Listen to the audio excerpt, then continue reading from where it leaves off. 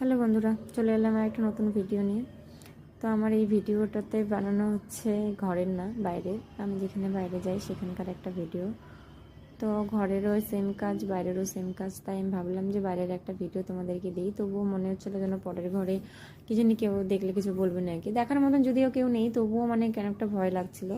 তো মানে কি বলবো, মানে ভয়ে ভয়ে ভিডিও বানাচ্ছি, বারবার ফোনটা অফ করে করে ভিডিও বানিয়েছি।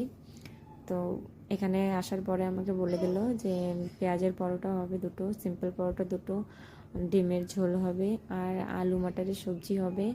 তো সেই সবজি বানানোর তৈরি আমার চলছে।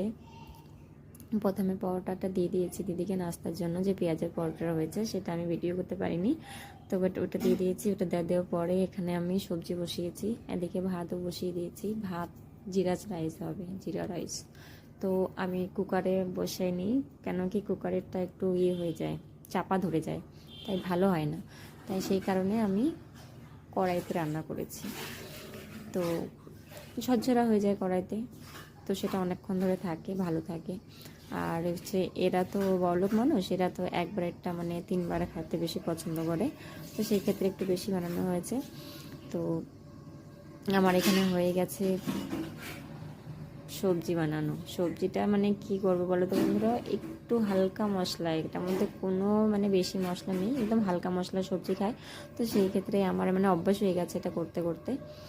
তো এখানে আমি কুকারের মধ্যে প্রথমে পেঁয়াজটাকে ভেজে নিলাম, মটর আলুর সবজি রান্না করে দিলাম, আলু মটর সবজি।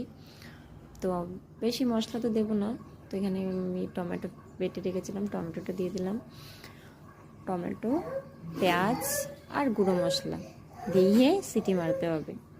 তো সিটি মারলে মটরগুলো একটু মানে নরমই আছে, তো মটরগুলোর জন্য বেশি সিটি মারার দরকার নেই, একটু আলুটা সিদ্ধ হওয়ার মতো মানে 2 মিনিট রাখলেই হয়ে যাবে।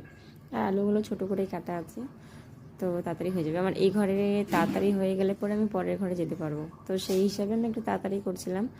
আর তারপর থেকে আজকে অনেক দিন পর এত কিছু রান্না হচ্ছে, কেন কি একা থাকে তো দিদি, তাই এত কিছু রান্না হয় না। তো সেই ক্ষেত্রে আজকে কেউ আসবে, তো তাই একটু রান্নাটা বেশি আছে। তো ওই জন্য আমার একটু দেরিও হয়ে যাবে, তো আমি তাড়াতাড়িও করছিলাম যাতে আমার আরেকটা ঘরে যাওয়ার জন্য দেরি না হয়ে যায়। কিন্তু তবুও আমার আরেকটা ঘরে যেতে দেরি হয়ে গেছে, কী করবো বন্ধুরা, তোমাদেরকে কিছু বলার নেই। তো এখানে আমি তাড়াতাড়ি করে, যত তাড়াতাড়ি করছি তত যেন কাজ সব উল্টো পাল্টো হচ্ছে। তো ভাতটা বসিয়ে দিয়েছিলাম, ভাতটা হয়ে গেছে। তো ভাতটা হয়ে যাওয়ার পরে আমি কিন্তু এই কড়াইটার মধ্যেই ডিমের মশলাটা করে নিচ্ছিলাম, কেন কি আমি ভাবছি আরেকটা কড়াই ভরাবো, আবার এই কড়াইটা মাজতে আমার সময় লেগে যাবে। তো সেই ক্ষেত্রে আমি ওটার মধ্যেই সব কিছু করে নিচ্ছিলাম একভাবে। আবার এখানে সাদা পরোটা দুটো বলেছে,